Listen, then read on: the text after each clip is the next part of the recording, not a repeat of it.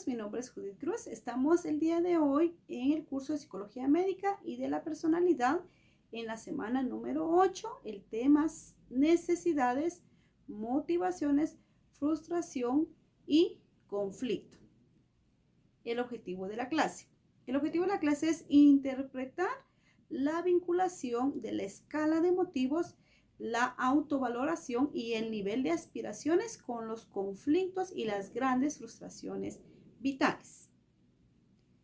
Vamos a ver el primer tema, que son las necesidades. ¿Qué es una necesidad? La necesidad se refiere a elementos sin los cuales no es posible la supervivencia o la calidad de vida, mientras que los deseos hacen referencia a cosas que queremos tener o alcanzar para sentirnos mejor.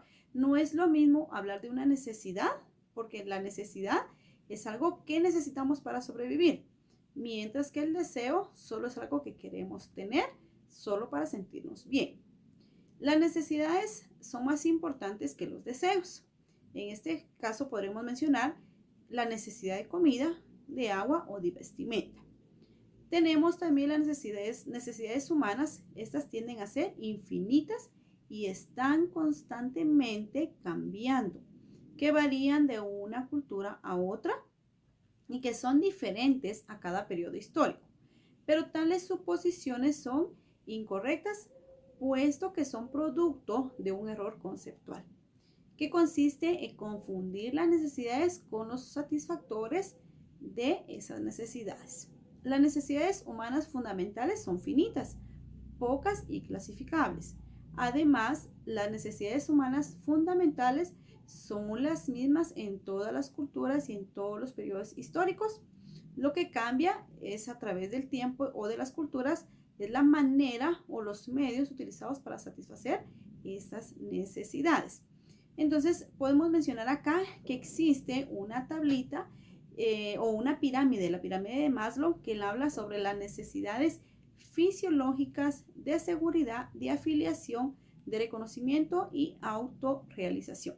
Cuando hablamos de las necesidades fisiológicas, estamos mencionando la necesidad de alimentarnos, de bañarnos, la necesidad de seguridad, pues tener un hogar, una familia, la necesidad de afiliación, tener amigos, tener hasta una pareja, y la necesidad de reconocimiento es tener un empleo, que nos reconozcan lo que hacemos bien. Y la autorrealización es cuando nosotros estudiamos, obtenemos un título universitario o obtenemos grandes logros. Es como lo define Maslow de acuerdo a su pirámide de necesidades. Luego tenemos las motivaciones. ¿Qué es una motivación? La motivación se puede definir como el proceso que inicia, guía y mantiene las conductas orientadas a lograr un objetivo o satisfacer una necesidad. Entonces, en este caso, pues como dice, ¿verdad? Mantiene las conductas orientadas a lograr un objetivo o a satisfacer una necesidad. Ya vimos que era una necesidad.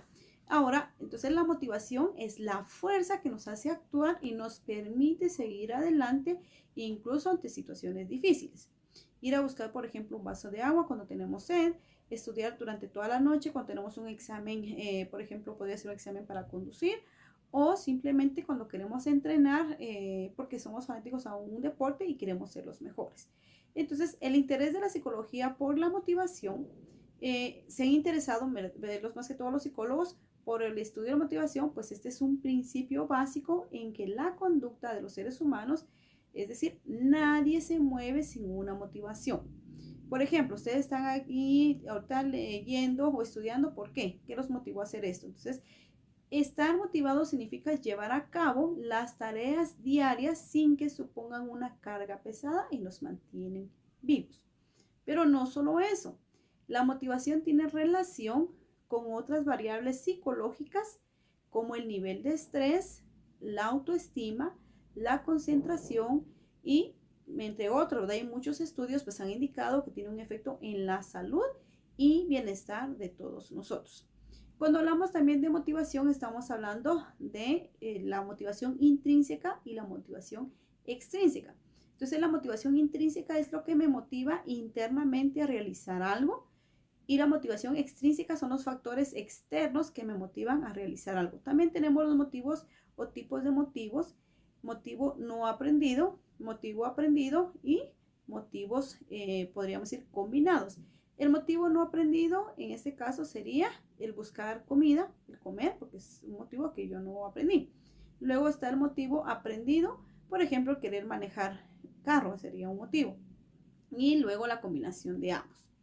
Tenemos entonces ahora el tema de frustración. ¿Qué es la frustración?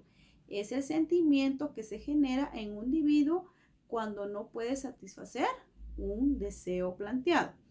Se dan cuenta, vamos de la mano, todos esos temas llevan una relación. Ante este tipo de situaciones, las personas suelen reaccionar a nivel emocional con expresiones de ira, de ansiedad o disforia principalmente.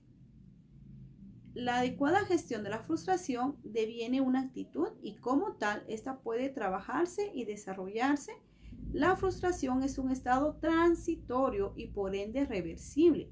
De esta manera, una adecuada gestión de la frustración consiste en entrenar al individuo en la aceptación tanto del evento externo, lo que ha ocurrido, como el interno, la vivencia emocional de ello. Por ejemplo, nos frustramos cuando algo no nos sale bien. Eso es frustración. Entonces, es decir, que nos sentimos mal, decepcionados porque las cosas no fueron como queríamos.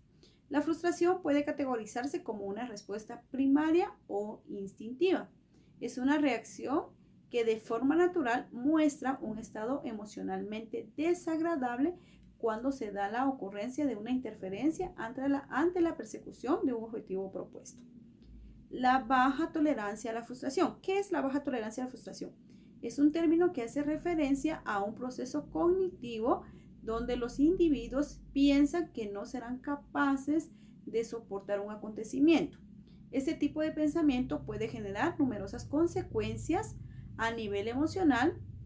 Podemos presentar enojo, ansiedad, tristeza, decepción e incluso depresión.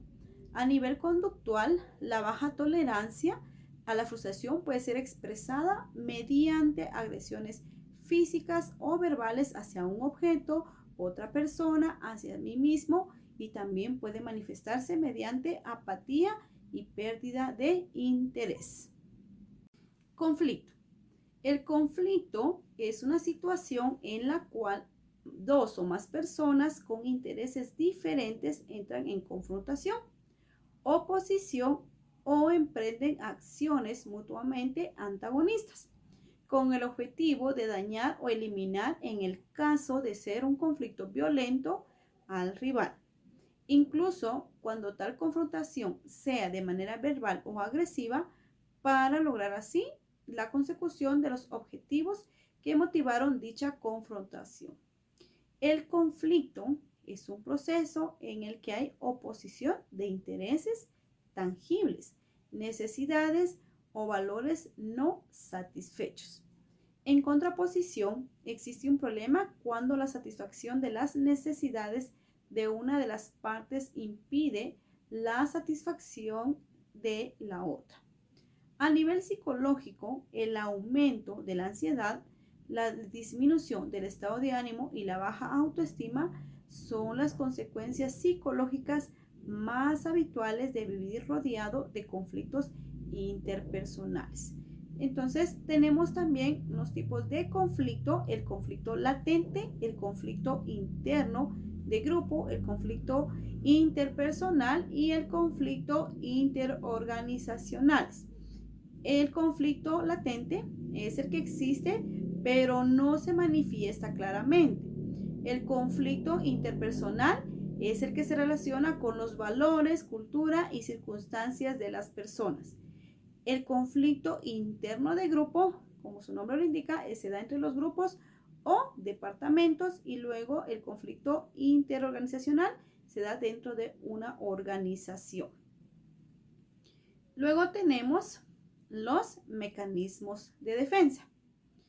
Cuando estamos hablando de los mecanismos de defensa, son aquellos mecanismos, sobre la redundancia, principalmente inconsciente, que los individuos emplean para defenderse de emociones o pensamientos que producirán ansiedad, sentimientos depresivos o una herida en la autoestima si llegasen a la consecuencia. Entonces, solo pensemos en esto, son mecanismos principalmente inconscientes que cada individuo puede utilizar para defenderse de las emociones o los pensamientos que le producen ansiedad o depresión ante determinado momento y que también pues puede ocasionarle, ¿verdad?, una herida en su autoestima.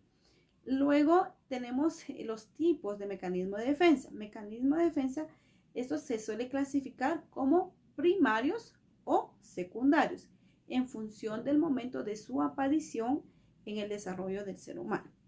Cuando estamos hablando de primarios, en este caso pues es una defensa que pertenece a las primeras épocas de la vida y más tiende a negar la realidad.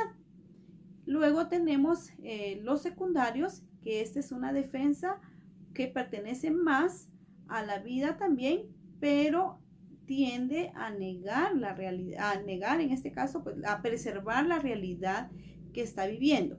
Entonces sería épocas tardías del desarrollo y preserva la realidad que está viviendo.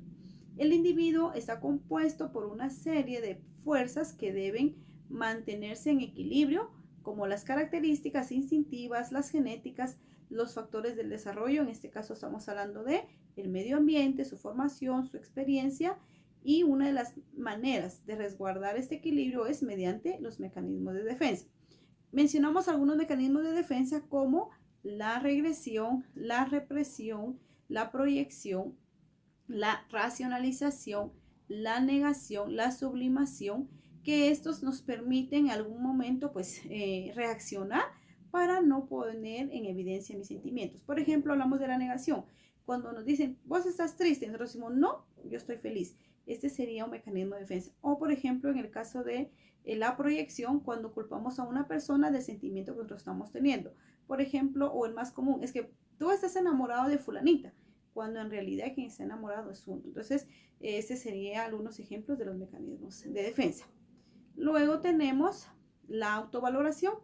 La autovaloración es una formación de la personalidad que tiene significado capital en la regulación del comportamiento y en el desarrollo histórico de la psicología. F. González en 1983 define la autovaloración como un subsistema de la personalidad que incluye un conjunto de necesidades y motivos junto con sus diversas formas de manifestaciones conscientes.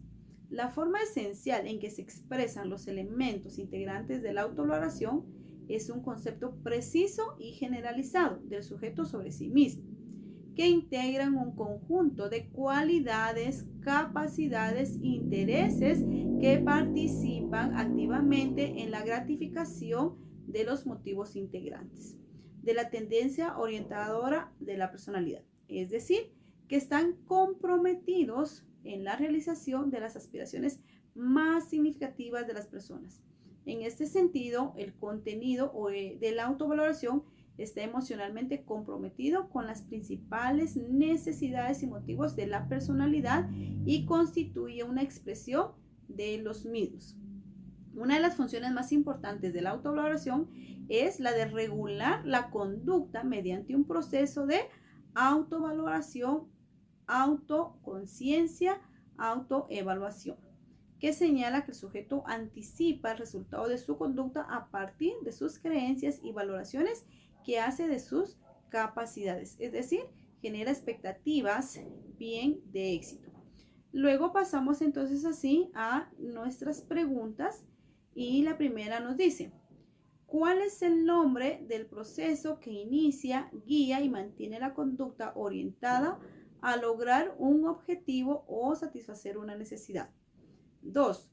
¿Cuál es el nombre del sentimiento que se genera en un individuo cuando no puede satisfacer un deseo planteado? 3. ¿Cuál es el nombre del proceso en el que hay oposición de intereses, tangibles, necesidades o valores no satisfechos? 4. ¿Cuál es el nombre de los mecanismos inconscientes que los individuos emplean para defenderse de emociones o pensamientos que le producirán ansiedad, sentimiento depresivo?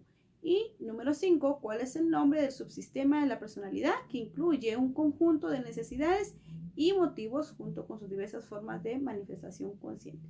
Eso es todo por hoy, compañeros. Feliz día.